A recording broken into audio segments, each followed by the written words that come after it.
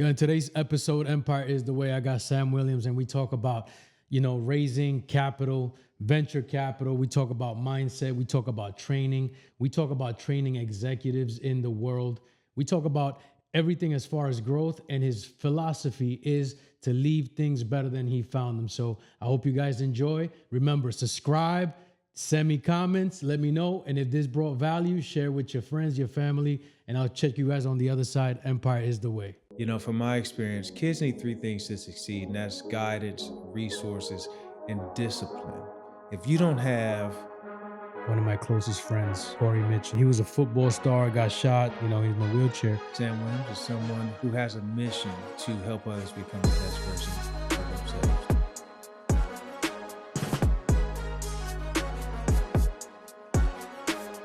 Oh yeah, baby. Hey, listen, one thing that you should know on your journey of personal growth and development, or if you're an entrepreneur, is that good things take time. I would say the thing about spending so much time in the Northeast as opposed to Miami, I love this city. This is home now, but there's so much more history in a city like Philadelphia. It's the oldest city in the country. You know what I mean? Is it the oldest? It's the oldest city, and not St. Petersburg. It's like, that's like a city, but it's the oldest, I guess, Union City in the country. It's where the Constitution was signed. It's like, it's super historic, mad cobblestone streets and shit like that. It's like really, really the character behind it. It's like everything actually has, even City Hall has a story. Look up City Hall in Philadelphia. You'll be quite impressed. You were in Philly for how long? Philly in New York, right? Yeah, Northeast? I was going back and forth. 10 years. 10 years. Yeah. Then you went there from Michigan? I went there from Chicago. Okay, so what's the story? So I went from school in Michigan, and then I went there, figured out, okay, all right, this injury thing is not going to allow me to continue to pursue a career in professional sports. So then I went to Chicago, where my dad and stepmom were living at the time, to figure out, because this is 2008-9, the height of the recession. Detroit got hit the hardest. I can't go back home. It's not shit there. It looks like, it looks like Beirut. It looks Armageddon. You know what I mean? In terms of, the populace that fled the city. And so I'm in Chicago, and I get an opportunity via my stepmom, who at the time was the general counsel for the YMCA USA, who is now the CEO of the United Way Worldwide. And shout out to them. They just did a big hurricane relief benefit maybe a couple weeks ago with Country Music TV and CBS and a bunch of other big sponsors. I worked in Chicago just trying to figure out what I was going to do next. I got an opportunity to go to Philadelphia to work with the YMCA of Philadelphia. And it's like, okay, here we go. Yeah. The adventure begins. Yeah.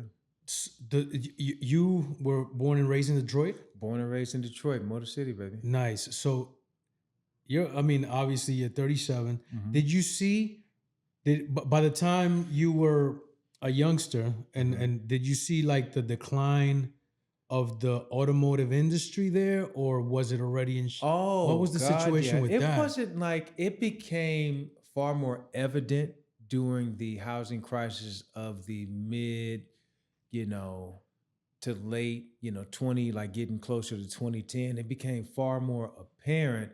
But growing up in Detroit, I was born in 86, growing up there in the early 90s and late 90s, it was, we saw how crack, specifically like DC and, Atlanta, Oakland, a lot of African-American cities, at least with a high African-American population, it ravaged the city, and it never really, it lived in a state of kind of like a depressive economic state. It hadn't really recovered. The automotive industry did fantastic. And if you were fortunate enough to get a job in a plant, you were good to go. But, by and large, it was still, a lot of people were struggling, man. It was just, it was an epidemic, like the opioid epidemic, from, I guess, 05 to 2010, where it was really, really intense.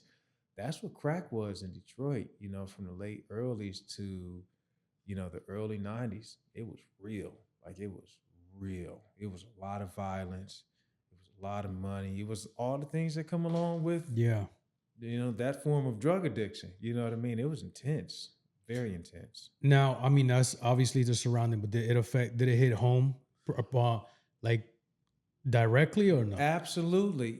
Some people in my, not my immediate family, meaning my mother and my father and my siblings, they weren't battling with addiction, but I'm one of 21st cousins, and we all grew up, pretty much in the same house. My grandparents, I come from a very patriarchal family, and seeing, folks in my family, have some of those struggles. And then, environmental forces are a big, big factor in how we interpret the world around us. So while we were kind of like the Huxtables of the hood, I had my mom and my dad and all that good stuff like that. Nobody else on the block did. As soon as we walked out, somebody was getting shot right here. Right.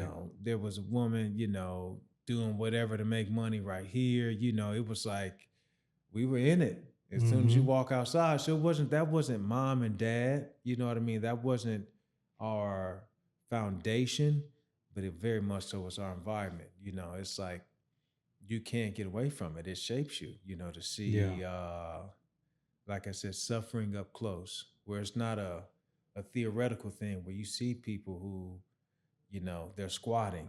They can't, they're trying to rig electricity. You see people who, they can't afford food for their newborn. There's no health insurance. You see people sleeping in, deplorable conditions, just first world suffering and destitution, seeing what hopelessness looks like up close. That it shaped me in a very, very palatable way where it's like, fuck, man, people shouldn't suffer like this. That's been the theme of my life is Right. people shouldn't suffer like this. This can't be life. This can't be life. How's having dad and mom at home helped you, like, I guess I would say steer clear from that path, you know what I mean? Like, Hmm. is there can Listen, I'm very, very fortunate, with both my parents. I say, from my experience, kids need three things to succeed, and that's guidance, resources, and discipline. If you don't have really all three of those things, it makes it incredibly difficult. It's a Herculean effort to be able to produce the type of results in life that you're capable of. So I was fortunate enough to have all three. Detroit is it's a black city. So all my heroes and villains were black. It wasn't like the man is oppressing us and all that kind of stuff. Like that existed, but in Detroit, it's just different because the people were in positions of power they were all African Americans. And so, it was pivotal to me being able to see that there was something outside of this 2 to 3 block radius, east, west, north, and south, where there's so much, degradation and violence and suffering.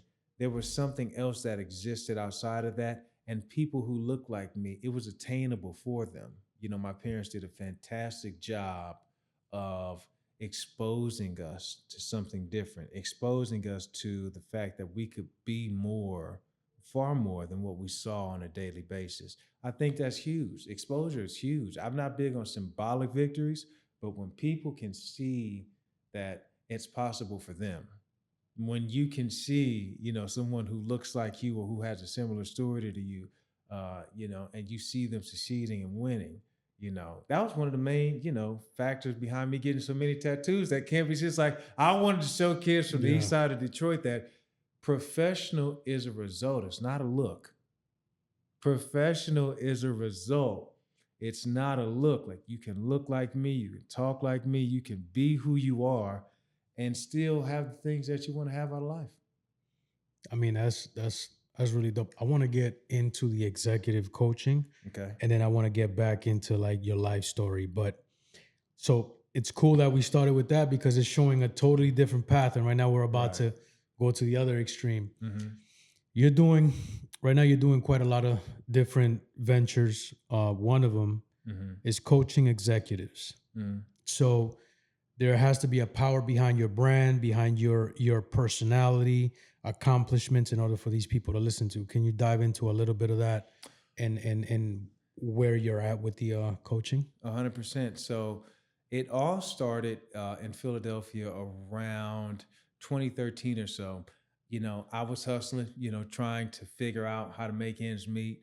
I was in the fitness industry. I wanted to be the best personal trainer in Philadelphia. That was my goal. It was like, Right. I want my name to be synonymous with the best personal trainer in Philadelphia. And I had this idea in my head that, because the Northeast is so densely populated, that money runs with money. And if I'm gonna be the best, then that means that I have to be able to work with the people who can, it's primarily based around price point, to be honest with you, who can afford to pay the most, who look for the best results. So it's like, I just need to find one millionaire, like one certified Right. millionaire. And I'm in the club because this is Northeast, everybody live, it's Yeah. like Yeah. close proximity. It wasn't like where I was coming from in the Midwest. And so I ended up working with this gentleman, Shrinu Madala, goes by Sam. Shout out to Sam. And I'm working with him for a couple months. And he's living in a pretty nice building, but nothing, crazy like that. And then he ends up moving to the residence of the Ritz Carlton, and that space in and of itself, just being in that kind of having that captive audience and being in that kind of proximity to greatness, it afforded me some really unique opportunities. So I was doing that for a few years with Sam. I got into the building. I was just working with him, and within 6 months, I had 7 clients. Within a year, probably had like 22 clients or something like that. I ended up working with 30 some odd people in the building. And then I was working with At the Ritz, right? at the Ritz Carlton, Mhm, residence at the Ritz mhm. Carlton in Philadelphia. And then I was working with this woman by the name of Carol Amis. No clue who she was. Like my superpower was like in the coaching space, it's almost good to be a little ignorant to who you're working with. That way you're not awed by their success. If you're working with a Yep. Yeah. billionaire, you Yeah. don't know Yeah. you're working with a billionaire. It Yep. makes Yep. it Yep. easier to do the job because it's just, okay, cool. I'm gonna be me, you be you, and we'll take it from there. Right. And so she was one of the first people, along with this gentleman by the name of Corey Schiller, who's the co-CEO of this company, Power Home Remodeling Group, the second largest home remodeler in the country outside of Home Depot. They saw something in me that I didn't see in myself. I was just content being, the best personal trainer in Philadelphia. I knew I was that, long before I thought I was, if that makes any sense. So it's like I accomplished this goal. I'm killing it. I'm coming from Detroit. I don't have very many connections. I made it. That feeling as an Yeah. entrepreneur. Yeah. The first year you Yeah. make more money than the last year where somebody was paying you to work a job. There's no turning back. It's like, I'm good. This is it. And so Corey saw something in me, and then Carol Lamons saw something in me as well. And she's the founder of and former chairman of the board and CEO of Endo Pharmaceuticals, which they held the patents for Darvocet, I think, Vicodin, oxycodone. They were in pain management. That was the niche at the moment. And she was just one of the most incredible human beings that I've ever met in my life. She really encouraged me to pursue the expansion of my different gifts and abilities outside of just being a trainer, because I knew I was more than that. I knew that the fitness was the conduit, that Right. was a gateway into building a relationship. But these people were paying me to travel all over the country with them. I was like, you can get a trainer to do this for much less than what I'm charging you. So what is it? Like, why me? What is it that you're getting from me? And I didn't know. We all have to have those times in life where Mm-hmm. people see things in us that we don't see in ourselves. And Carol and Corey and a gentleman by the name of Larry Weissner were the first, I would say, three people to really introduce me to the fact that, like, no, we've worked with people at this level. You can be an incredible coach. And I leaned into it. I leaned into it fully, and it's like, okay, this is what I'm going to do. This is how I can make a bigger impact. Now, at the time when you're coaching these people, and as part of, you're watching them live, whatever the case is, and there's the upper echelon Mm, of movers in the United States or in Philly or in the world, perhaps. mhm, You're watching this and you're like, I don't know if I know I got what it takes, but they're seeing something else. mhm. At what point did they convince you that you had that? Like, what was the catalyst, or what was the conversation like? I think I was the biggest catalyst for me was working with the gentleman by the name of Jerry Haffey. He gave me a real opportunity to really see what I was made of. It was during COVID actually, and the world was shut down. And Jerry was like, "I want to keep you on. I want to continue to work with you. We'll just do COVID testing and all that stuff. And we're flying all around the world, and all around the country." on his plane, and I'm working with him, and we're he wasn't the easiest to work with, and he'll tell you that he wasn't the easiest to work with. But the results that we got when I figured out a way to get him to commit to the process was like, oh wow, if I can have this amount of impact with just this one individual, what might I be able to do for a vast array of other people? Because as you very well know from your business model and the way you've been able to serve people, your impact drives your income. And so I said, instead of, I know I can do this because I'm working with, the hardest people to help are people that don't have an outstanding, just like an incredibly obvious reason to change whatever it is they're doing, i.e., rich people. Because stuff is going well. I'm Hmm. rich. I got Yeah. money. Money allows you to create your own reality. So to be able to come into close proximity with these people and to come into folks who are well versed in the science of achievement and then introduce them to the importance of the art of fulfillment was, it's like, oh, I think I can do this. Like, I probably can't get to where they are doing it how I'm doing it, which is what led me to a deeper level of entrepreneurship. But it's like, oh no, I can do this. I'm Hmm. producing these results that are not easy to produce, and they've not been able to achieve these results as anybody else. I can do this. It was like, oh no, I'm made for this shit. I can do this. Yeah. So in the coaching, would you say the end point is finding out how to get the client to find fulfillment through your methods? Is that what? I would say the ultimate result that we're always looking for is empowering people to become the best versions of themselves. That's what matters most. Like, if you feel that you can only execute on the routine that we've comprised for you to operate at your highest level with my direct intervention, then I haven't, either there's some sort of disconnect. If you can, I had a coach in college, Coach Plas Presnell. He said, son, at some point or another, you got to learn how to run on your own gas. So the objective is for me to give you the tools to run on your own gas and still perform, at the highest level possible.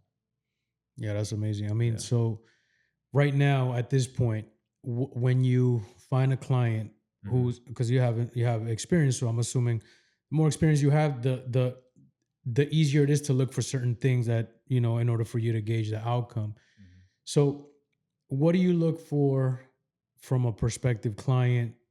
How do you know they're going to be a good client? They're going to listen. Like, what are the things you look for from these people? That's a great question. When my business really started to kind of take off relative to what coaching itself looks like, I had a couple of people ask me, "Well, what are you doing different? Like, what's this change in your business?" And and you could probably empathize with this to some degree or another. I didn't become like such a better coach or trainer. I just got way better at picking clients. I got way better at vetting who would truly be committed to the process of becoming the best versions of themselves, and who just wanted to have a piece of chocolate cake at dinner and then say to the everybody else at the table, "Oh, don't tell my trainer." That kind of social status Right. of being able to have access to highly qualified professionals, but I still don't really do the work. It's like, nothing's wrong with those people, but you're not for me. Because coaching is very akin to you know almost like horse racing. You're at Keeneland in, Western Kentucky or something like that. You're in the business of betting on the right horse. Who can I attach my name to? Who's gonna really, really take this seriously enough to, get the results that I myself know I'm capable of producing? But you have to have willing participants. So that was really the thing. It's like, who's serious about this? Who's willing to devote the time and energy, to this process, to making these things a part of their daily routine? Because it takes at least 21 days for a new habit to form. So who's going to be willing to really lock in on that? And coming up with kind of that vetting process was like, it was that was it, baby. It was like, okay, I know who's real and who ain't. Yeah. Yeah. I mean, in from all the different challenges you've had in life, Mm-hmm. I'm curious to know what do you think is your biggest challenge that you've ever had to overcome? Ooh, another great question. I think The biggest challenge that I've had to overcome, and I'm still in the process of working through it, and I think probably a lot of other people can empathize with this, is convincing myself that I am what I think I am, or that I am enough. That was the biggest challenge internally. Externally, it would be market conditions, I guess you could say. It would be, you know, uh, conditioning my mind for an abundance, mindset as opposed to a poverty mindset. There's no saying in the South, I think it goes that if I can't give you my wisdom, my dear, brother, son, or child, then all I can give you is my ignorance. And when you grow up in situations of poverty, oppression, or, just not a conducive environment to produce or cultivate talent, that typically tends to be the prevailing mindset, is one of scarcity, lack, Yeah. limitation, fear. And so to recondition one's mind, which is what I'm in the business of, for success was like, fuck, that was a heavy lift, to recreate one's identity outside of football, outside of having a job, really delving into entrepreneurship, convincing myself that I could do these things. Like there's more to life than, what I'm currently doing. This is a journey, and it just has different points. And sometimes you're going to be ahead, sometimes you're going to feel like you're behind, but there really is no ahead or behind. With the life that I've chosen, you win by staying in the game. You know, Yeah. yeah. Who is Sam Williams? Sam Williams is someone who has a mission to help others become the best version of themselves. That's why I exist. That's why I'm here on planet Earth. That's pretty much it. That's it. That's why I'm here. Absolutely, man. Yeah. That makes me, that the last thing that you said made me think. There's a saying that says sometimes you, sometimes me, but always us. It's like, you're helping people, and you take a little, give a little, but at the same time, it should is the team effort has to be there when you're helping 100%. people. 100%. So, in the coaching executive mindset versus the I want to call it the normal person mindset. What's the difference between those two? I was at first, that's a fantastic line of demarcation, and I won't say between normal and between, executive. I would say people, between high performers and people who, necessarily may not have the tools to really scratch their potential. The biggest thing that I've seen in my work is the all important decision to take full responsibility for one's life. I think it was Jim Rohn who said the highest level of human maturity is to take full responsibility for how your life turns out. It's not any, the conditions may not be your fault, but they are your responsibility. It's not my fault I was born in the ghetto on the east side of Detroit, the young parents and all that kind of stuff like that, conditioned with a poverty mindset to some degree or another, even though I was conditioned to think that, I was given the confidence, but not the self-esteem, right?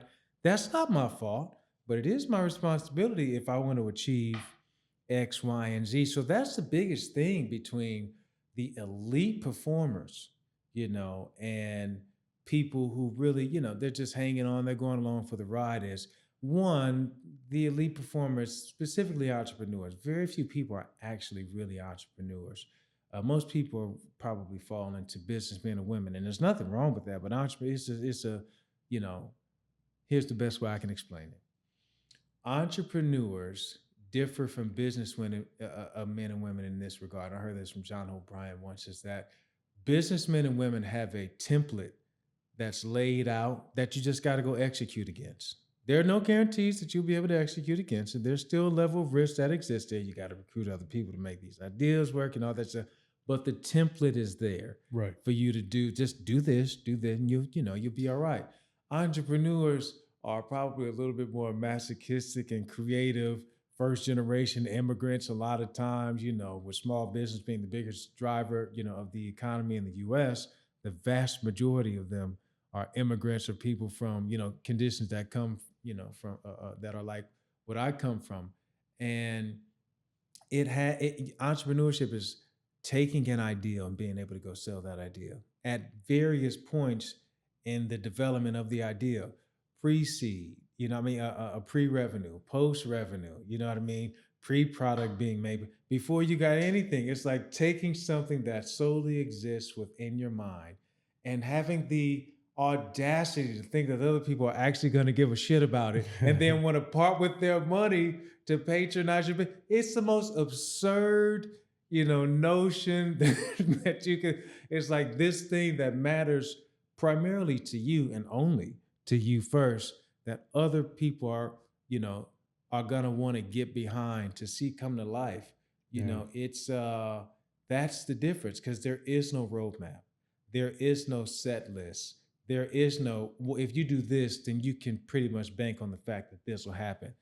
That does not exist in entrepreneurship. Yeah. So you have to have an exceptionally high appetite for risk, i.e., people coming from impoverished situations and or immigrants, being the largest demographic of entrepreneurs in the United States of America. Because if you'll pick up your family and your friends and whoever else, your loved ones, to leave from, just to get over the border from Mexico or to come from Kosovo, people haven't plotted and schemed, for the last, probably 50 or more or some odd years to get to, Sao Paulo, Brazil. No problem with Brazil or anything like that. People haven't plotted and schemed to get to Czechoslovakia. So they've plotted and schemed to come here. Yeah. You know what I mean? Because of the opportunity. But those people, they're risk takers. They're the brave among us who are willing to risk it all on the roll of the dice for a better opportunity.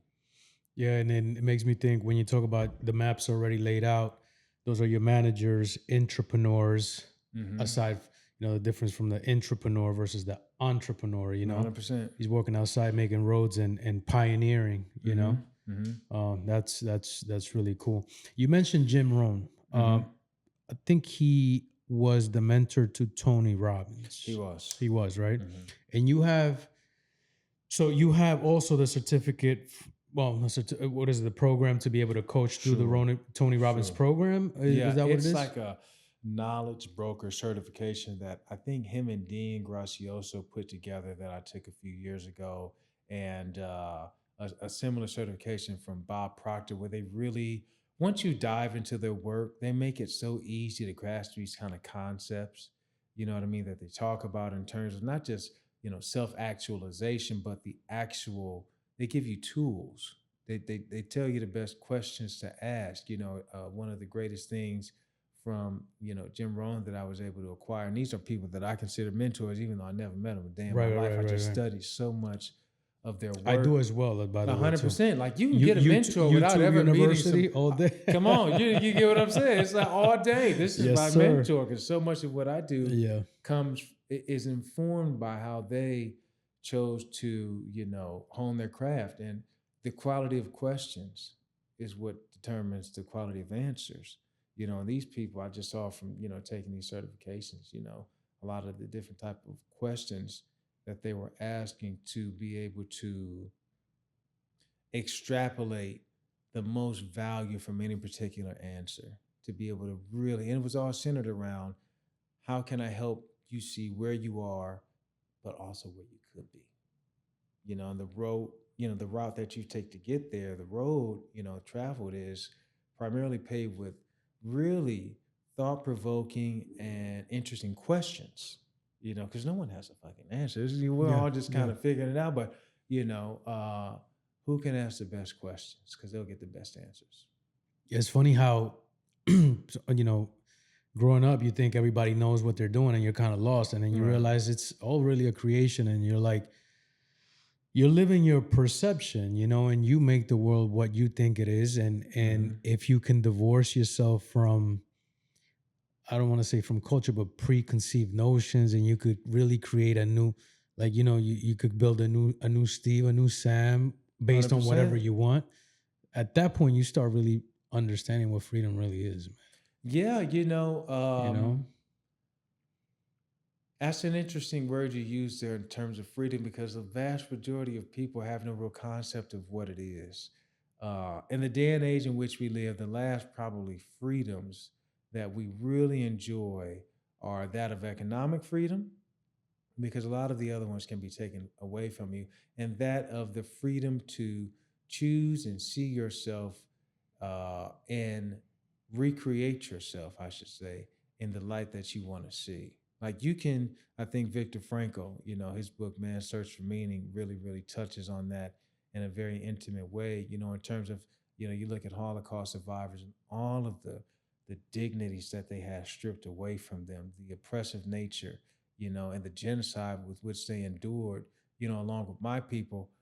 What allows me to be here today, sitting here talking to you, is the fact that someone somewhere in my bloodline chose to, you know, take a perspective that hope still exists as opposed to things will never get better. And that was simply a choice, Yeah. choosing to create the reality from the perception that aligned with the reality that they wanted to see. And it's a lot of work, and it's a lot of, two steps forward and one step backward. But when you commit to that process, nothing can stop you. Nothing can stop you. No, I wholeheartedly agree, man. Mm-hmm. You did sports as a youngster, right? I mean, I don't know Mm-hmm. how what you left Michigan. How old were you when you left? I was 23, 23, 24, You were somewhere around there. 23. So what were Yeah. you? I know you had an injury, but did you have aspirations to do like Oh sports? I mean, God, what was yeah. the what was Yeah, the that was it, man. From the time I was, 3 years old, I was telling people I'm playing the NFL. That was it. yeah. That was the dream. A lot of other kids, I excelled at youth sports. I was captain on every team I ever played on, in football and basketball. We won a ton of games in Little League. I didn't lose a football game until I was 13, 14. Then in high school, we maybe in that 4 year stretch, I think our teams maybe lost 3 or 4 games. And then in college, I played on the most, on the most winningest program and a team in our school's history, with having the unique opportunity to play with guys like Antonio Brown and JJ Watt and Dan Lefevre and Frank Zombo and, Josh Gordon, all these guys who had, you know, several year long careers, at the next level.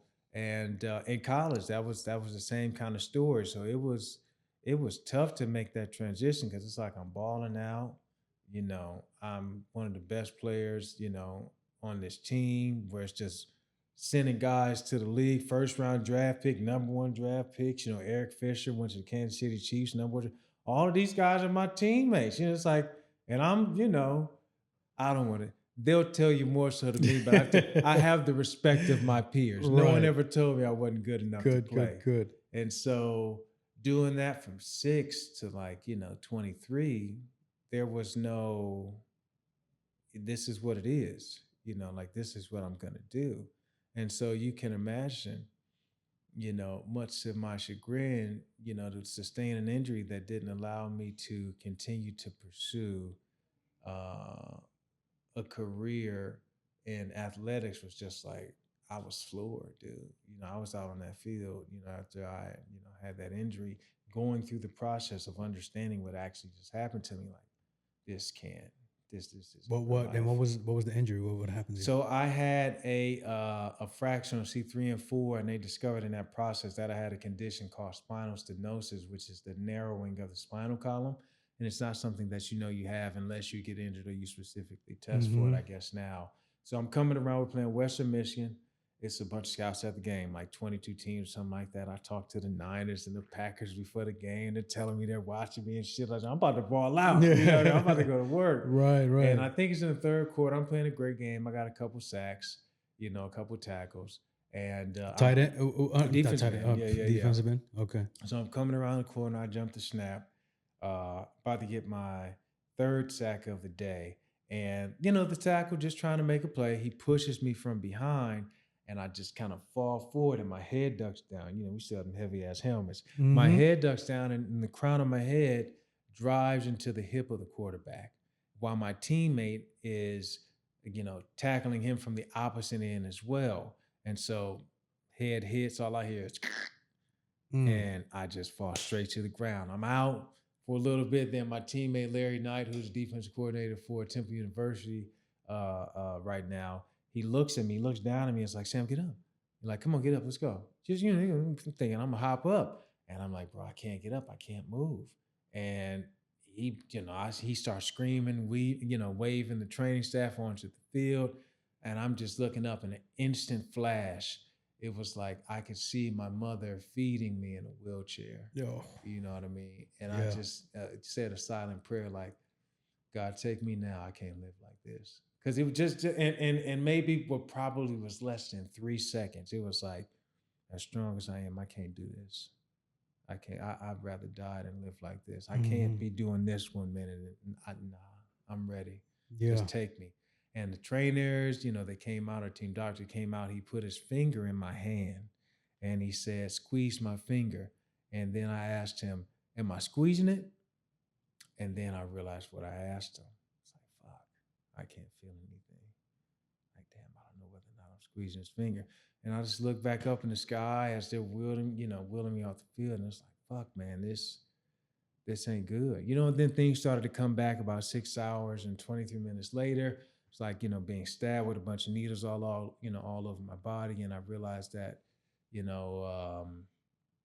pretty much my body went into shock, to protect my spinal column and my spinal cord, So it was that was a gnarly experience, bro. It was crazy. I believe that, crazy. man. 6 hours and 23 minutes later. Yeah, it changed that means my life. you were I was going through it. Yeah, I was going through it, man. It changed my perspective completely on life in general, in terms of what I thought my purpose was. I realized that I was not invincible. You know what I mean? humbling. It was completely humbling, seeing yourself at damn near a catatonic state, in terms of I can't do anything. You know what I mean? It was very humbling. But it showed me how to fight. Yeah, one of my closest friends shot Corey Mitchell. He got shot during, he was a football star, got shot, spinal, he's in a wheelchair. And he'll bro, like this dude will make you laugh till you fucking pee your pants, bro. Right. Amazing human being. But those stories do happen, bro. And when they do, he's been in that chair for, 15, almost 20 years. Strong individual. Yeah, bro. War daddy. Big time. Yeah. I look at those individuals like, wow, that it takes a different kind of strength to continue and overcome when you're there. 100%. It makes you attached really to what your purpose is. Yeah. Because if when the things that we thought we needed to be happy in life are removed, but you're still here, it makes you develop a different reverence for why you are still here. It makes you ask just to my point earlier, much different questions. It makes you like, how can I serve? Then, all right, if I'm here, this clearly it's not about me in some sort of way or another. Whatever you do or don't believe, it's like, well, I'm here for a reason. What is that reason? You know what I mean? You see someone who survives, an IED or, getting shot. It's like, well, there are a lot of people who went through the same thing who are not still here. So what? Like, why am I here? And that's a really, really powerful question to ask. It's an incredibly powerful question to ask, because the closer you get to answering that, or at least starting the evolution of what that answer looks like, the more your life has purpose. Mm-hmm. Yeah, absolutely, man. So got a couple of questions from this, but I just want to throw in there, the body's a perfect machine, huh? It's what it does on its own and how it operates. When you really take yourself outside and you're like, yo, I'm really living in a machine that was created perfectly. You know what I'm saying? Like literally, Yes. and just how it responds to your will. So it's best that you free up that will as soon as possible. Make sure that machine is in tip-top shape as long as it can be, 100%. Remove the blockage. Yeah. What's your take on longevity, health? Like where are you at with that journey right now? I say one of the pillars of I think there was a Harvard research study that one of the key determinants in longevity is what do you think that they possibly could be? It's relationships, um, obviously good health, but if you would whittle that down, what type of good health would you say? As far as like what would be, Diet, things of that yeah, nature. I mean, for me, longevity, I think, it might be cliche, but like Mhm. to me, the mindset is the most important thing because I've been in situations where you can get yourself sick and get yourself healthy Mhm. simply by, like I said, the power of belief sounds cliche, but there is a power within how you control your vibration and Mhm. how you do that through your own will. 100%. So depending on how you vibrate is how the world responds to you, and 100%. that has to do with health, wellness. You know what I'm saying? Like it really does. So aside from that, what you eat, what you intake, what you Mhm. consume, that be it, be through your eye, through your mouth, through your ears. You know what I'm Mhm. saying? It's all so connected. All of those are key factors. The number one determinant of quality of life as we continue to age is leg strength. And the tie Really? between that is if you don't have good leg strength, then it makes it far more challenging for you to maintain quality relationships. And if it makes it far more difficult for you to maintain quality relationships, then you're not going to be as happy.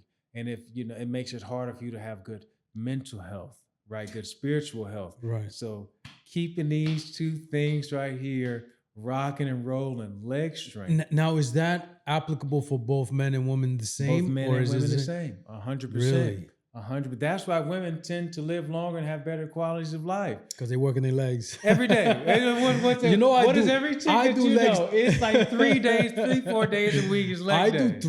three days of leg day, bro. Okay. Well, then I you're on the right track. I do it. It was very challenging in the beginning Yeah. because it takes a lot out of you. Of course. But I think More once recovery time. you Yeah. get into that, like when you're Yeah. into that flow, I'm like, there's sometimes where I'm like, if I don't train legs throughout the week, bro, I'm lethargic. Yeah. I mean, I guess they promote testosterone flow. I mean, 100%. Biggest blood muscles in the flow. body. Yeah. Biggest muscles in the body. So that, and there are a bunch of different, study. Andrew Huberman, Yeah. Rich Roll, a bunch of other really, really smart people, much smarter than I, who are doing a lot of research around, longevity and the direction that medicine is going in, at this particular time from a preventative standpoint. You know, I don't think it's out of the realm of possibility to think that the average age, at least from what the studies indicate, are going to be pushed up by at least 20 years or something. It's going to be pretty normal to see people living, past 100. I think within the next 20 or so years. Yeah, centurions. Yeah, Um, the quality though, like if you could get to that age, sure, how what's the quality of life? Do you have sure. somebody? You know what I'm saying? So at that point, Yeah. I saw somebody. I forget the name.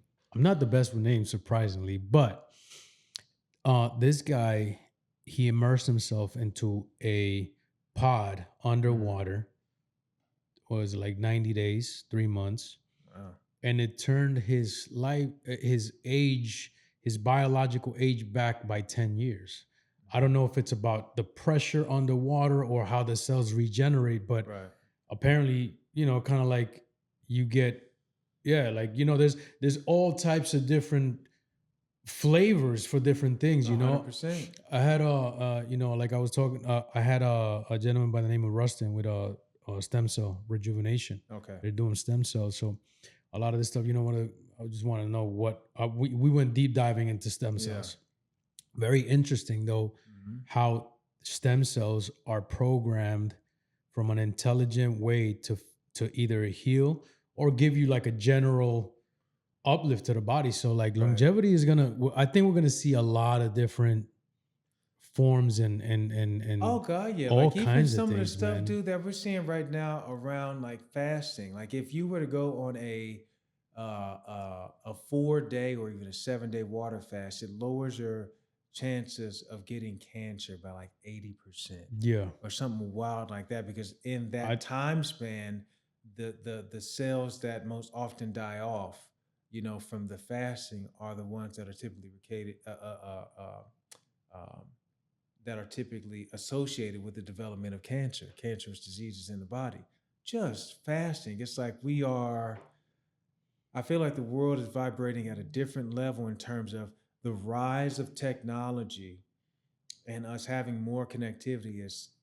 We've seen it even with something, as innocuous as like a podcast or these different ways in which we have these different levels of social connectivity has brought us further apart, but it's also given us, in a really kind of almost perverse way, more time to think, with that gift of solitude, Yeah. because we are technologically advanced enough to connect with each other without having to leave, you know, our homes and things of that nature. We're starting to, I think, getting back to asking more important questions, like the what do I want my quality of life to be like? The why am I here? How can I help others? We're seeing a lot of the information that we're acquiring from these, younger demographics. Uh, they're searching for more meaning, dude. In a world, I Yeah. feel like it's just moving in that kind of direction where it's not just go along to get along anymore. People are really, I'm sure probably your daughter being in that age demographic, they're far more willing to question the status quo than generations past, and not just in like a rebellious way, but like in an efficiency and in an effort to optimize how we live life, which I think is incredibly fascinating. Yeah. Yeah. Yeah, absolutely.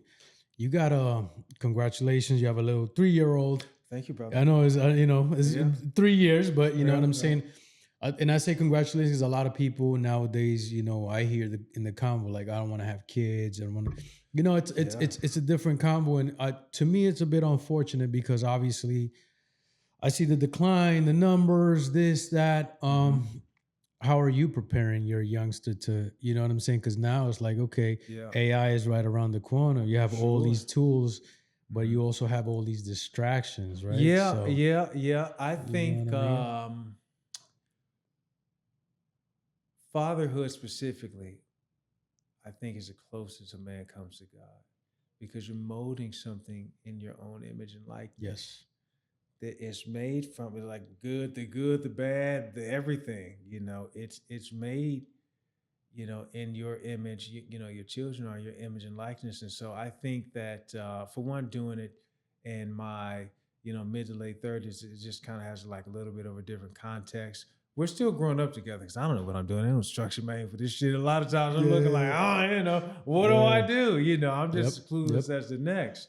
But having the repetition of figuring things out, having already started two businesses, having already have so much life behind me, has highlighted the importance of, to your point, what I'm not seeing, unfortunately, a lot of today, which is like intentional parenting. Not just letting screens raise your children, not just letting, if you're fortunate enough to live in, let's just say, a 700 credit score neighborhood, like letting that environment dictate the values that your child should adopt. Like real intentional parenting, that I was the beneficiary of. It's something that I consider to be very important, that I would like to see more of. And because it does take a little bit more effort, but the results, far exceed the effort that it takes to acquire those results. Like when you can raise your kid intentionally, meaning like conditioning their minds, because whether you want it to be that or not, that's the gig. We are in theta state from 0 to 7, so our subconscious just receives things as true without any contemplation whatsoever, whether they are or not. Mm-hmm. For instance, when your parents taught you how to, put on your drawers as a kid, they always say, well, put your left foot in first, and then put, that's probably how you do it Right. till this very day, right? Yeah, the That programming. was the unconscious programming. Well, this is how it's done. And so, with all of these different tools that we have that are accessible to us, what a unique opportunity that we have to be more intentional with what we give our kids, from a skill set and tool standpoint, to be successful in a world that we know nothing about, Yeah. you know, that we know nothing about. Now, when I remember when I had my kid when I was young, I would say, if I don't want my child to go through what I went through. Mm, But if they don't go through something similar than this, like at some point they don't become who they're meant to be. mhm, How do you foresee in your future? Because I think this is important for new parents or anybody willing, mhm. you have a 3-year-old son. Right. So how do you plan to create those challenges? Because he's not going to see the Detroit lifestyle. Right. You've been blessed to be able to take him out of that. But Right. but but at the end of the day, you kind of got to create that at some level, no? Yeah, to some degree or another, life is hard in and of itself. And so I think the best thing we can do, like I take my kid when he gets old, I take my son to Detroit to the east side.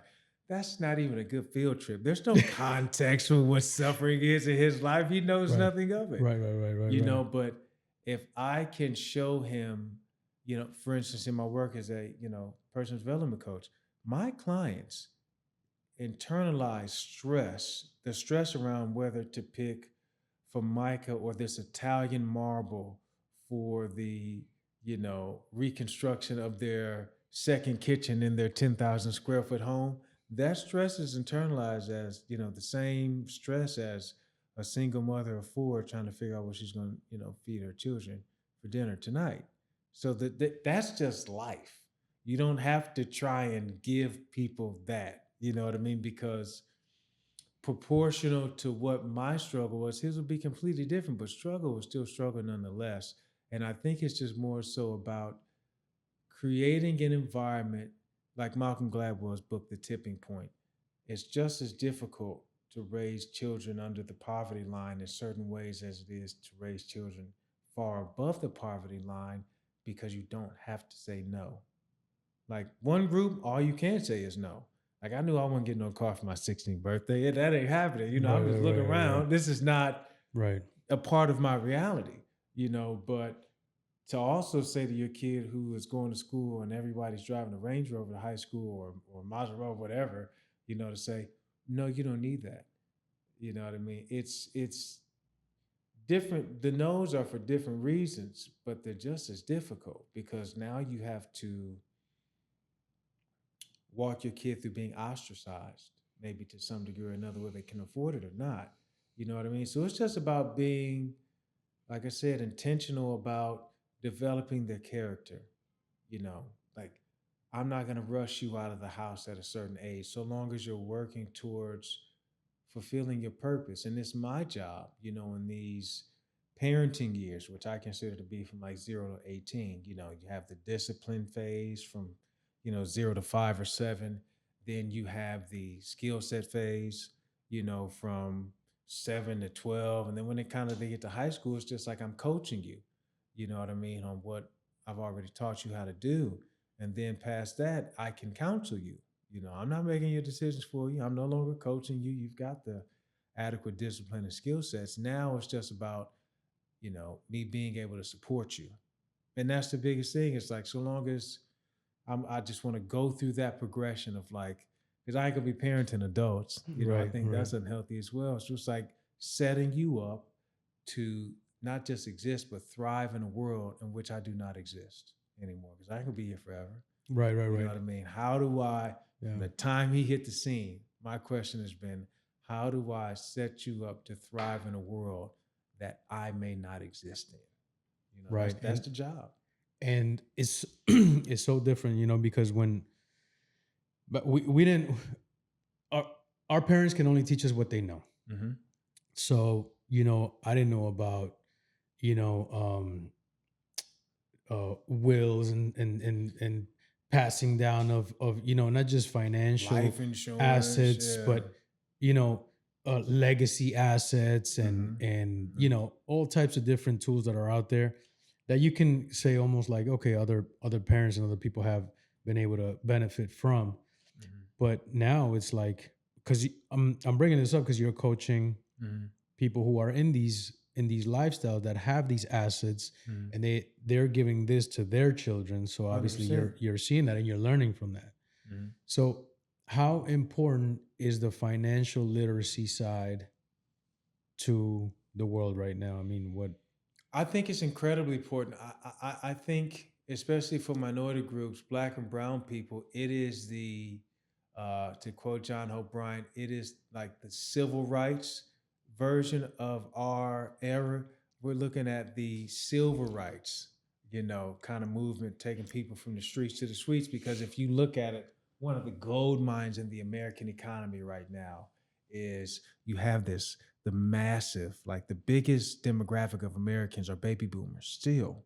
These people who are like 60 something and up. And a lot of them have started successful businesses that have fantastic revenues and cash flow that are ready to ride off into the sunset. They don't want to keep working. And their children do not want to take over their businesses. They just want to, it's the old adage, the first generation makes it, the second generation spends it, and the third generation Loses it, right? they Yeah, give it yeah. away. And so these people, they just want to retire and play golf, and it's a mass exodus of this said demographic. I think in since the inception, I think of America, there's been like $150 trillion of GDP and like revenue created by the United States of America. 50 trillion of that has been created since the year 2000. 1/3. So a Since the year 2000, third of right. all the wealth that we've generated has come in the last fucking 24 years. And That's these people are now riding off into the sunset, but it's going to be the largest transition of wealth that this country has ever seen. Like from wealth going from one generation, from one hand to the next. And I think in terms of, the financial literacy and all that stuff, from the time my son comes of age until the day he dies, the dinner table discussions will be centered around value added, impact, and resources. Because not enough people know how money actually works, how right. important credit scores are. If you live in a 700 credit score or 750 and above credit score, your life expectancy is 15 to 20 years longer than if you live in a 600 credit score neighborhood. Just some, that's not a coincidence. That's how money flows. That's the peripheral resources that you're you know uh, allowed to have access to when you understand how the game is played. That's really what it comes down to. It's just something that's seemingly benign. Credit score, 600 credit score, you live till mid 60s. 700 above credit score, on average, you're going to make it well into your 80s. That's a big deal. Yeah, that is a big deal. It's a big deal. Very relative to life is how you take care of your business while you're alive as well, man. 100%. It's a it echoes, it echoes how you live. Mhm. So right now we're talking about financial, and you're Mhm. also in the space where you're raising capital for some Mhm. power business moves, things like that. I mean, Mhm. first of all, how challenging is it to raise capital from investors, angel companies, things like that? I think everyone's experience is a little bit different, contingent upon what industry you're in. But raising capital is, in my opinion, by far and wide the most challenging thing to do in business. Whether it's a 501c3, whether it's a public benefit corporation, whether it's pre-revenue, raising money is incredibly difficult because typically, even if you have dollars and cents behind you, this is just to whittle it down to its most synthesized form. Here's what the raising capital game is. And we're sitting down talking. It is my certainty that this will work no matter what the obstacles we have to face and endure versus your skepticism that it won't. And that's a battle that you fight within like a 15, 20, maybe an hour long if you have a really long, that's the battle. And people typically, our brains are wired, this, 2 some odd million-year-old machine are wired to be pessimistic and to fear. You know what I mean? That's what's kept us alive when a Yeah. saber tooth would chase us. So you're up against it. You know what I mean? But if you have the mindset and the understanding that, for one, I take no for vitamins. And then number two, If something is truly genius and you're really innovating, then you can expect to hear no. Because if something is genius, then it will not be widely accepted, especially in its infancy and initial stages when you're trying to get it off the ground. You know, the Apple, you look at a company like Apple or the iPod, that would have been genius in 1990, but the infrastructure didn't exist. So can you imagine trying to pitch that ideal to someone? It's like, I'm going to create this device. It's going to hold 1,000 some odd songs on it or something like that. And you just plug in like this kind of, you know, uh, coagulation of wires and all this kind of stuff. And the music comes through these. What the fuck Right. are you talking? What is Right. this? Right. Yep. But Yep. it's genius. That's why people don't see it. It takes time, and market circumstances and a lot of other things, and primarily persistence to be able to endure that process to where when you see that opening to really take it, when you see the person who is kind of leaning in, because people aren't buying your business, they're buying you. Yeah. They're buying the notion that not only do I think this business might work, I think you can do it. It's often said in sales that people don't need to believe in what you're selling. They need to believe that you believe in what you're selling. That's the game. They don't need to believe in what you're selling. They need to believe that you believe this shit works. Like he believe, okay, cool. He got me. I think you do it. You That's what it is. right. You got to be crazy enough and confident enough and just uh, passionate enough to know that you're gonna get it done by any means Certainty, necessary. Yeah, 100% 100%. certainty. Yeah. Yeah, and I think people also when they don't like money is a tool, Mm-hmm. and it needs to flow just like vessels, blood in the vessels. 100%. And if you have it sitting, it's kind of like losing value Right. the more it sits. So people who are in upper echelons, they have abundance of it. They know they got to let it go because they got to put it to flow. So, people are always willing to also bet on that person who would come in and just be like, you know what, that's a damn good idea, 100%. or I can see the solution side of that, right? Mm-hmm. Solutions. Mm-hmm. Before you pitch an idea,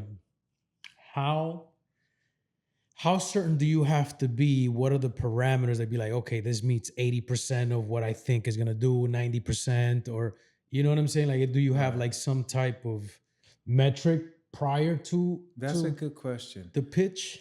I think it depends. So it's largely contingent upon what are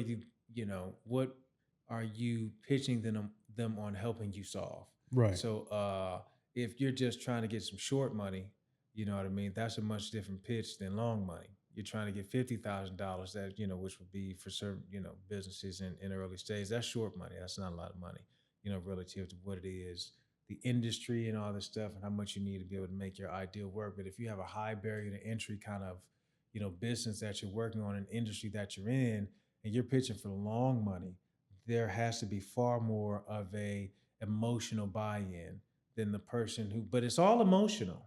But the person who invests $1 million, who writes that check from their family office or your super angel or whomever, as opposed to your smaller angel who writes a check for $50,000 or something like that, they gotta, that emotional buy-in, it just has to be there.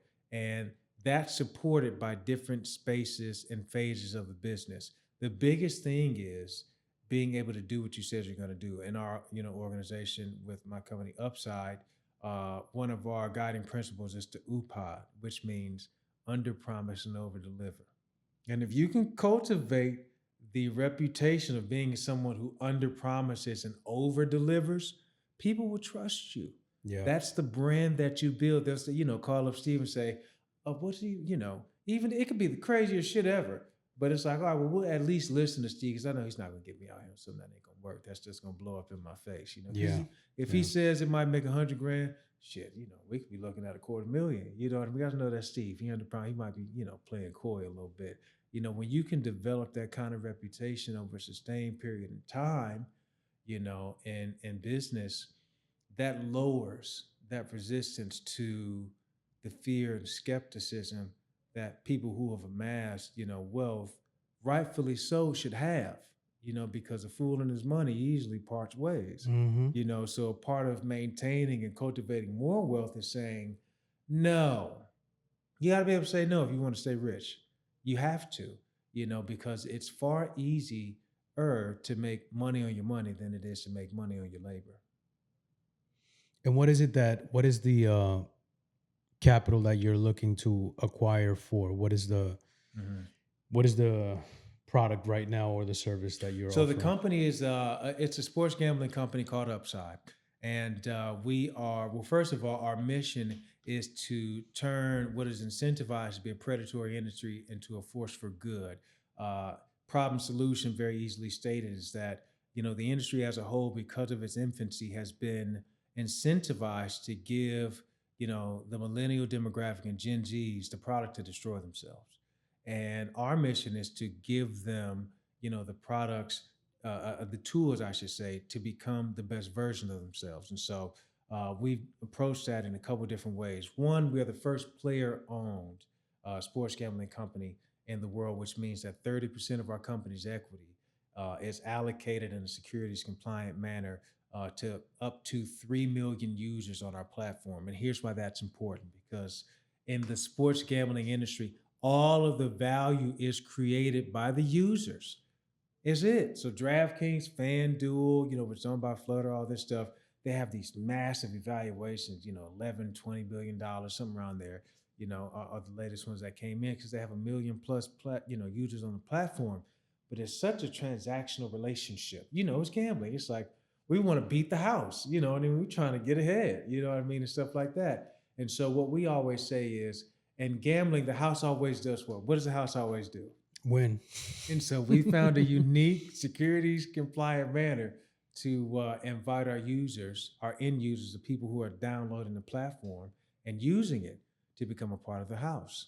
And so that's one of the differentiators. The other is, our platform was built, by and for the people, meaning, the biggest players that you see in the space right now, they've all licensed their technology from Europe because it's been legal there for the last 25 years in an effort to be first to market, which is a fantastic incentive. They've made hundreds of millions, billions of dollars, which is great, but it doesn't really solve for what has been and will continue to be until the right player comes into the space, the industry-wide problem of an upside down CAC to LTV. And It's what is that? so a CAC is a customer acquisition cost, and the LTV Mm-hmm. is the lifetime value. So essentially, they're paying more to acquire the customers than they're realizing over a sustained period of time in terms of the value that the customer is bringing onto the platform. It's just a transactional relationship. I'll hop from one, space to the next, for whoever has the best play bonuses or whoever offers the best experience with live betting or something like that. It's like the insurance industry to some degree or another. There's no decipherable difference between Geico, State Farm, and Allstate. All I'm sure are fantastic companies, but they all do the same shit. They just Right. have different branding. Right. You know what I Right. mean? They have different relationships with the consumer base, all centered around the same thing, which is like insurance. But you can't tell me one good reason why you would pick one versus the other. Their strength is that, as opposed to being backed with a mission, and so we say it's kind of tongue in cheek, but we're focused on long term greed instead of short term greed. We're focused on, not only having a kick ass business model, but kick ass products, because that allows us to measure our potential advantage in the marketplace in decades instead of years. And so we have some pretty cool products as well, from the first of its kind Bet Against the House daily fantasy product that was successfully launched in partnership with Richard Sherman, obviously Seattle Super Bowl at the time, winning corner.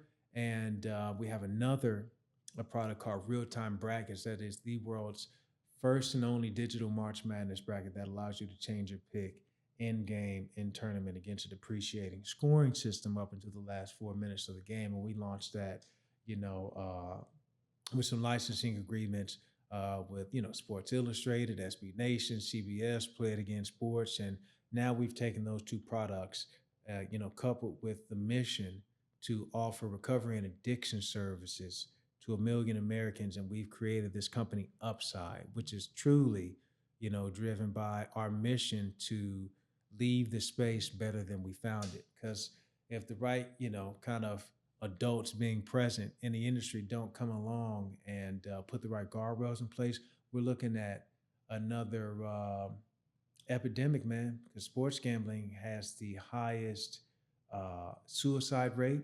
And currently, as it stands, with the industry not being federally legal, 1 in 5 college age males are suffering from gambling addiction, and that number is just rising. So, 20% of the demographic of kids who are actually able to use these products are becoming addicted. That is a unacceptably, high number for something that is still super fucking young. You know what I mean? Like an industry that is still just getting its legs up underneath it. Right. And so our mission is to not only provide, preventative tools, but also, to show, to be an industry leader in terms of how to operate with ethics. Not just cash grab, not just be first to market, but to again, for something that's going to be here, this industry will not be regulated away Right. because government tends to be reactive more than proactive. The cat's not going back in the bag. It's like, here's how you do it. Here's how you proverbially, drink responsibly. Yeah, that's a number I did not know, that like that many people are committing suicide because of the sports gambling. I Oh, it's mean, crazy, dude. Yeah. it's a hit. It's something I didn't even know. Yeah, man, it's a real thing. And the interesting thing is that not only is 30% of our company owned by the players, but 10% of our company's equity is allocated to our foundation, which is called Uplight, which is the business feeds in a way that foundation for us to be able to provide those recovery and mental health services for up to 1 million people, but also to do research around sports games. It's not a lot of research Right. around sports gambling because the biggest operators in the space right now, none of them share their data. None of Mm. them share what they know to be problem gaming behavior. Does that make Would you sense? would you be able to use the data from, like, let's say, just a regular casino, like a They don't share it. they don't share that, They don't and have they to. don't have Yeah, to. the industry is not regulated in that way Mm. where right now they have to. They don't. It's just kind of really tongue in cheek. For instance, I'm on the capital raising campaign and I go up to Philadelphia with one of our investors, fantastic gentleman. And we are staying at the residence at the Ritz Carlton. We hop out. We're going to the Phillies game. It's game 6. They're playing the Braves or something like that. This is last year. And we hop in an Uber and we're headed down to the Philly Stadium to see him get down. We're having a great time. It's all good and great. The Uber driver is like talking about the line and who you should take, who you should start, who you should sit. And I'm like, well, how do you know so much about this? All these guys in the car with me are gamblers. I'm like, what are you? Why are you not bet tonight? Oh man, I had a rough night last night. I lost like 7 grand. My antennas go off because how the fuck are you driving Uber, right? And you just lost and you have 7 grand to lose Right. last night, So I'm just a curious guy. So I'm like, make it make sense. And lo and behold, this gentleman, he owned 2 Philadelphia sports apparel store, one at the airport and one in, downtown Philadelphia. And he had a wife, 2 kids, one 14 and one 7, and the 7-year-old having special needs. And he lost everything. He pulls up his phone and I see this, Blue Shield Nikon, I won't mention the company, but everyone knows who that is, pop up and it has this, year to date, this guy's down $700,000 on this one platform, Mm. which is like, how is that? Because they know Right. every bet you're Right. making. They keep sending you play bonuses. They keep so that's just one example of the industry being incentivized to prey on people, like that who just haven't been given the tools, Yeah. to Yeah. be able to interface with this type of technology in a responsible way. And I think those are the guys that get zeroed out, and then at the end of the day, that's where the That's that when that's yeah. rock bottom. Because imagine when that dopamine hit, that hopelessness conscious, when it sets Yeah. in, when you Yeah. get to a space where it's like, damn, I don't even want to. there's no chance for me. I don't even want to play the lottery. As easy as it is, like I don't even want to scratch. Where do you go from there? Yeah. It's like nowhere to, because there's no instant fix, because you just lose. You just keep fucking losing. And the older you get, the more that zero looks dimmer and bigger it dimmer and gets. dimmer. You know what I'm saying? 100%. 'Cause you have to 100%. recreate yourself at a certain level, and if you haven't done that, you know, many times over your life, it's gonna look very, very, you know, Bleak. almost hopeless for at some sure, level. for sure. I mean, that's pretty. And then so the uplift Upside. upside.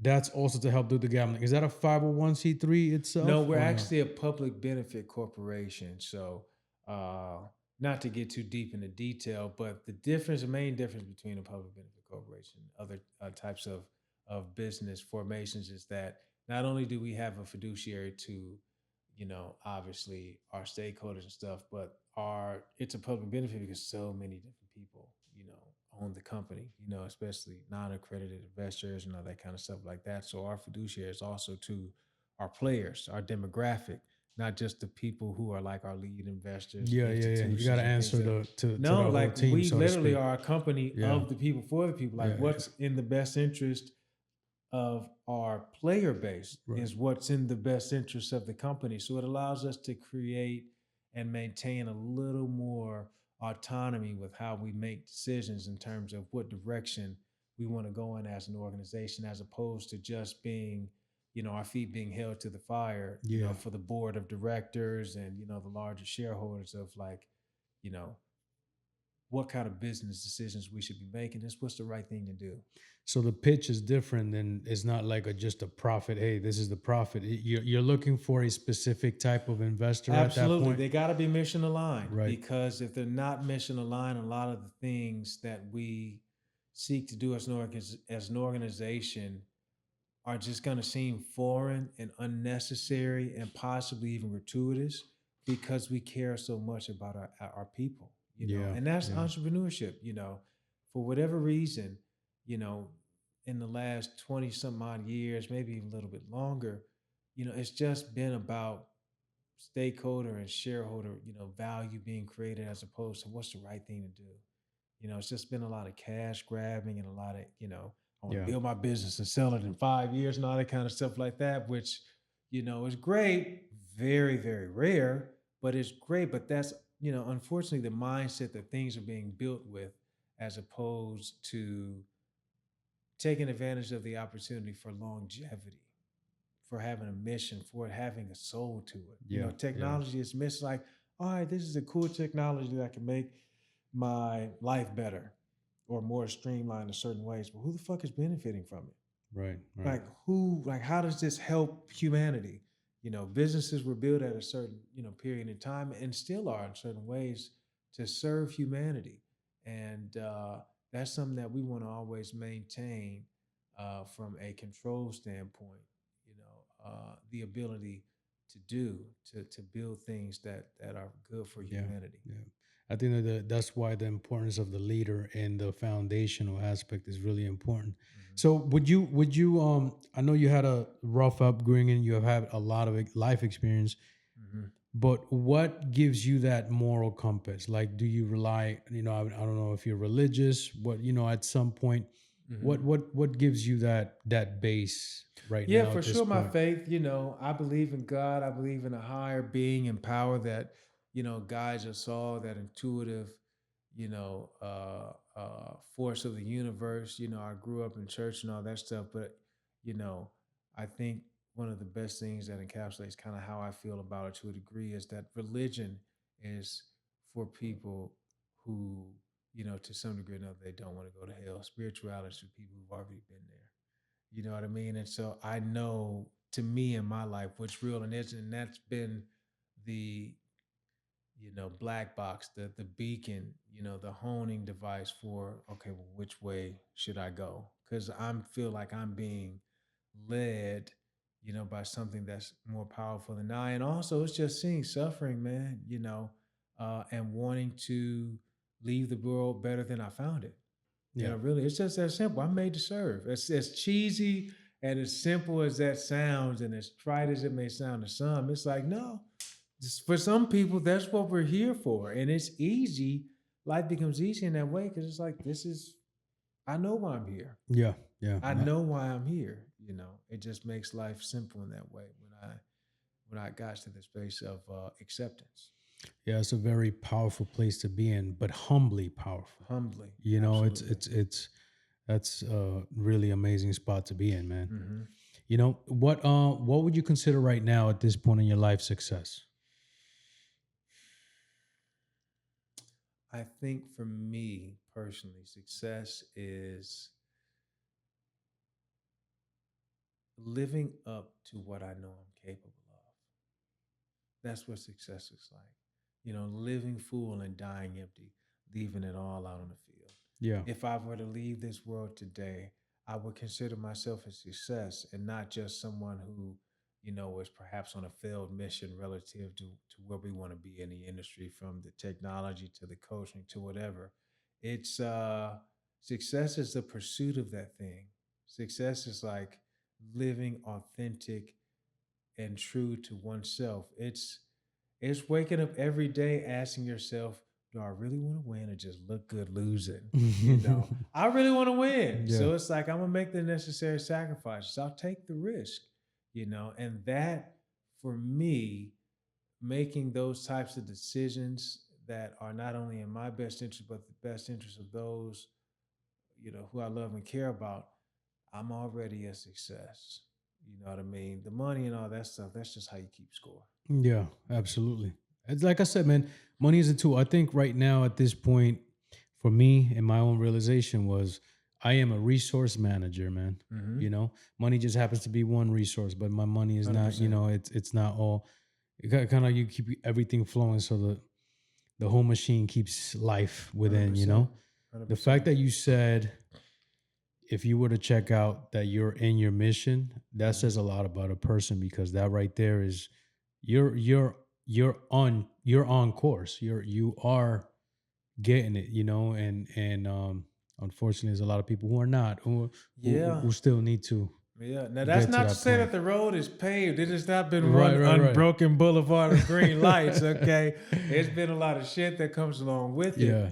But when you know that come hell or high water, that this is what you're supposed to be doing, what greater of a gift can you have in You can't. life, dude? Yeah. You know what I mean? Like, you know what that Yeah, yeah, feels yeah. like. It's like, Absolutely. I'm doing it. No Yeah. matter whether I'm ahead seemingly or behind right now, I'm doing it. I'm in the field. I'm in the gladiator dome. I got dirt on my face. I got, you know what I mean, scratches on my Yeah. back. You know what I Yeah. mean? It's like I'm in it, and Yeah. you know, that's a liberating feeling. That's really what freedom feels like because you're handling the responsibility that comes along with freedom. Freedom ain't free. You gotta No. fight for it. Yeah, you got to fight for it. Mhm. And the bigger the responsibility, the more free you become, but also I think the more the higher the self-awareness, the more 100%. perspectives you have, Yeah. and the more perspectives you have, you could almost encapsulate yourself in perspectives and understand Hmm. what life is really about, Yeah. your daily rituals, like Hmm. to be able to have a lot of not a lot of balance, but a good amount of balance. Hmm. Um and to be able to endure and keep going Hmm. and know that things are going to be all right and have this almost peace-like state while still in war. Hmm. What does it look like So I created this daily routine called the 1% plan in my work as an executive personal development coach. I was looking for a way to highlight the through line or the connective tissue between all of these high achievers. And what I came up with was a program centered around 5 different modalities of listening, reading, meditating, training, not exercise, because that's a little bit gratuitous, but training, which has a purpose, and journaling. And those are 5 things that I do every single day. Typically, I get them done. I get up around 5 or so, 5:15, and I get those things done before 8 a.m. You know what I mean? Every single day. But it just depends on kind of what we have going on in business. But those are 5 things, no matter, this associated to the order in which I do them or the time of day. Those are 5 things I'm gonna do every single day that provides for an entrepreneur.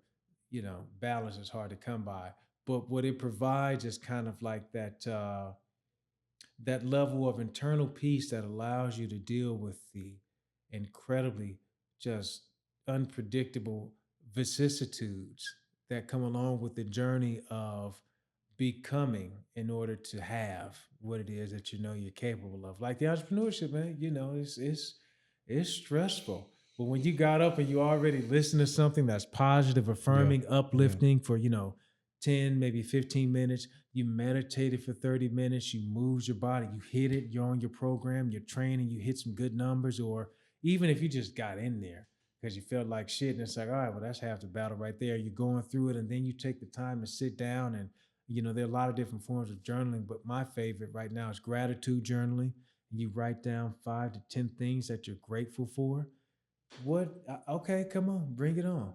You know what I mean? Whatever the day has to bring, come on, bring it on. You Yeah. know what I mean? And I say that if you do at least 3 of those 5 things, you'll be fantastic. If you do all 5, you'll be super fantastic. You know what I mean? And Yeah. that's my daily routine, and Good. and our whole executive team, for our for Upside, have all adopted that, and that's we're bringing that to our platform as well, i.e. the giving our consumer base the tools to become the best versions of themselves. We're integrating that program, into our platform, in a very Yeah. intricate way. That's amazing, man. Yeah, man. I gotta ask you, out of all the tattoos that you have, Okay. which one's the most impactful or most meaningful one? Ooh. Oh, you hit me with that. I don't know, man. Ooh, that's a great question. I think this one on my right hand is old as hell, but that Mm-hmm. was like, for me, I got that at a time where I was really learning how to appreciate the differences between men and women and the beauty between that man woman dynamic, and growing up in So the, that's the guy with a mask, right? that's a woman with A her, woman her with a mask. job. Okay, Yeah, yeah, okay, with the yeah. With hijab. her, Okay, yeah, okay. yeah, with her job. And Philadelphia has a large population of Muslims, Mm-hmm. And so and does Michigan, no? yeah, so Yeah, does Michigan yeah, as well.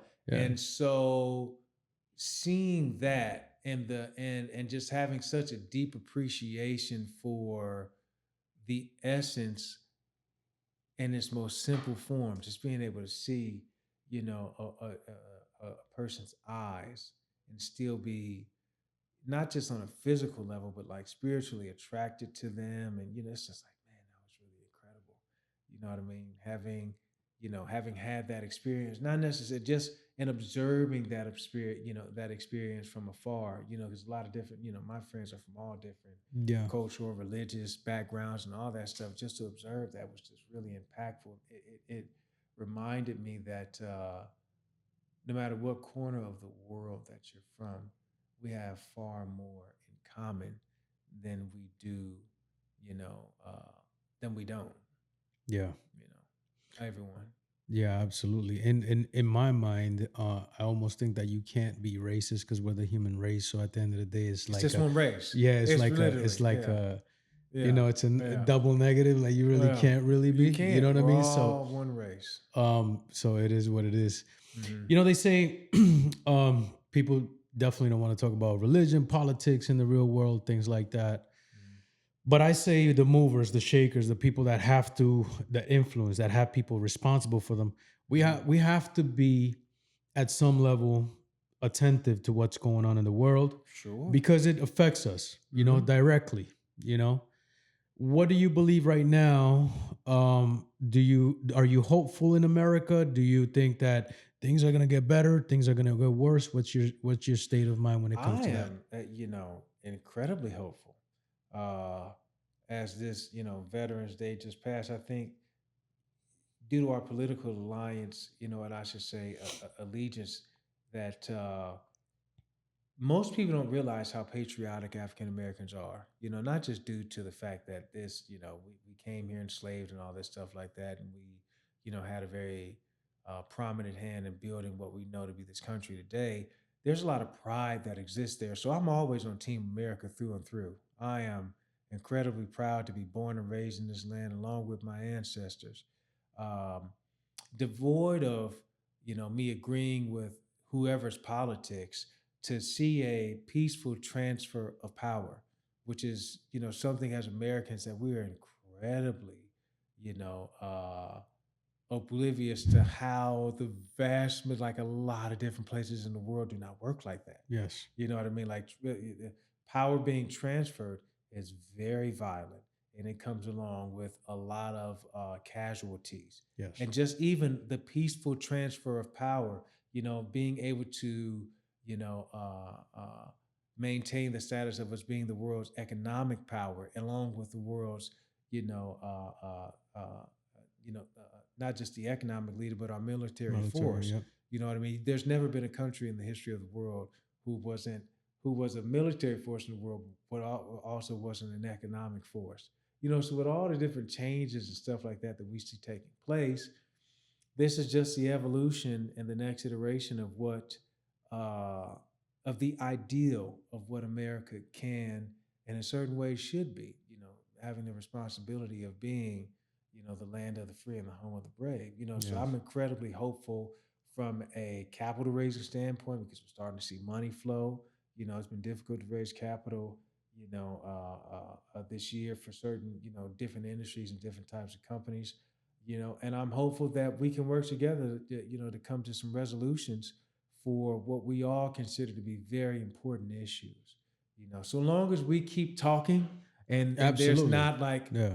where a difference of opinion, and what policy should look like doesn't result in mass, divisiveness between different, ethnic groups and contingencies and all that kind of stuff like that.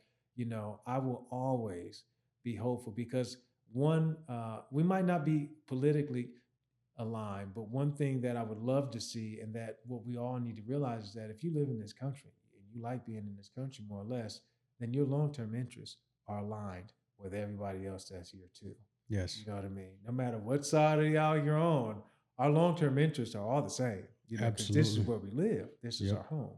You know what I mean? Yeah. I mean, it's like being in the airplane. You got to root for the captain because otherwise, you know I what I'm mean, saying. yeah, I mean, Otherwise, you gotta root for the captain. He's got, you're in he's it. flying the plane. We're You're in all the in it. plane. Here we We're go. we're all in it. The entrepreneur route. Mm-hmm. Some life advice.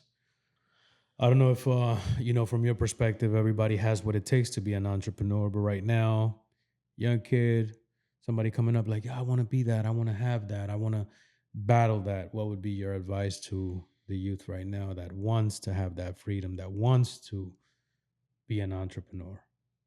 Most people aren't entrepreneurs. You have to have an exceptionally high appetite for risk. And I think the most important part is you just can't have a sexy ideal that might even be good.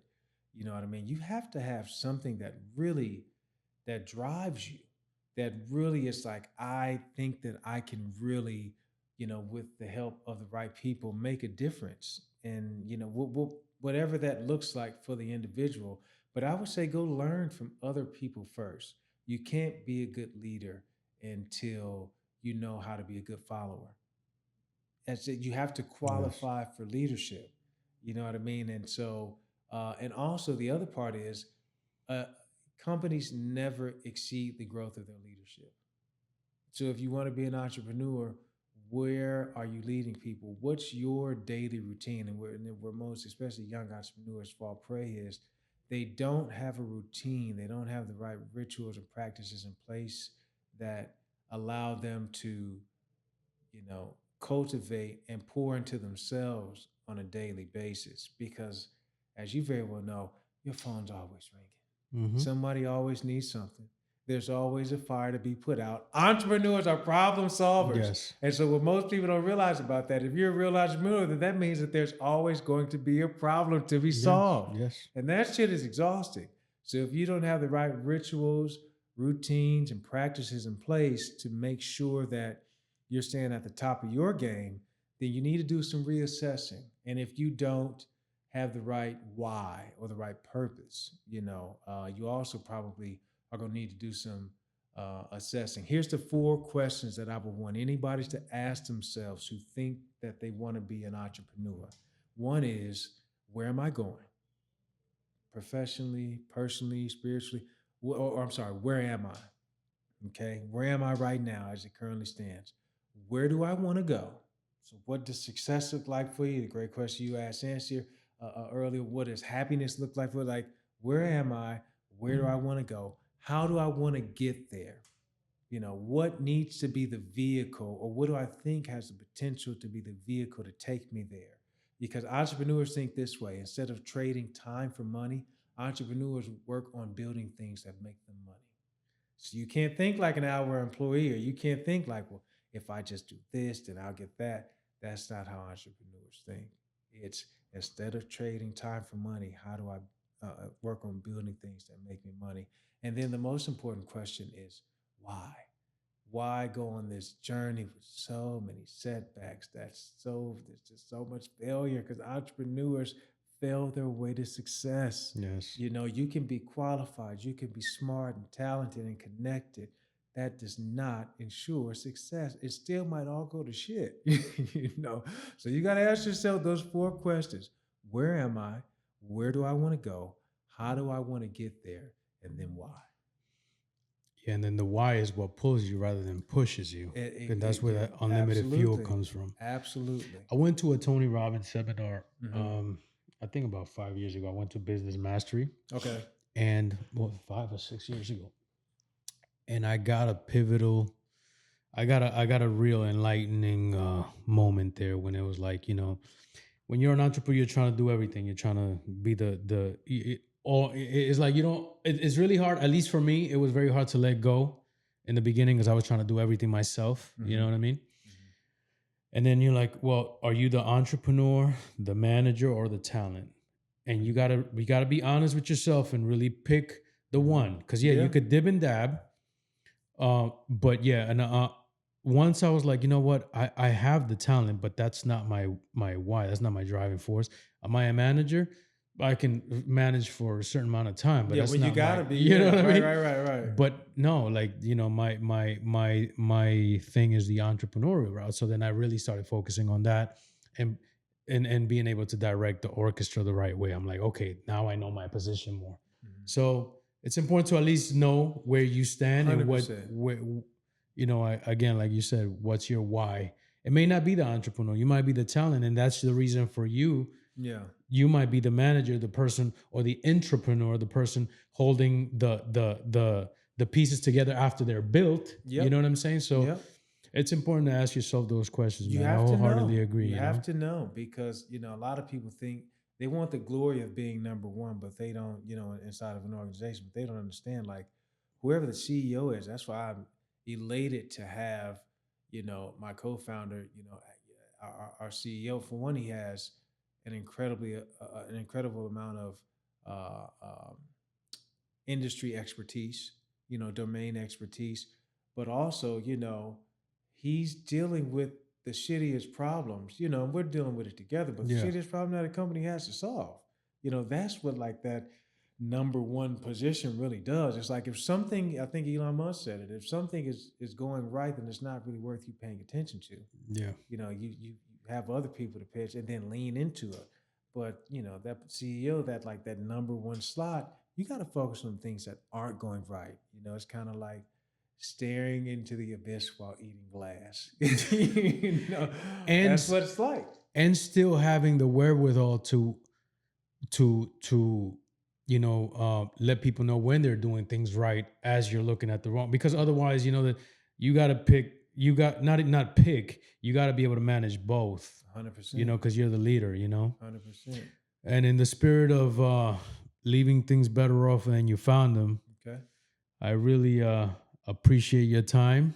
Oh man, I learned a lot from this, so that's really dope. Same. And thank you, brother. Hopefully we could do this again. You know what I mean? Once you get to that other level with the capital and what other projects, man, I'd definitely love to hear about them. We'll be doing it again. Absolutely, bro. My pleasure. And I appreciate your time, man, brother, thanks for having sure. Me, man. Absolutely, bro. Yeah, for sure. For sure, man. And all day, every day, empire is the way.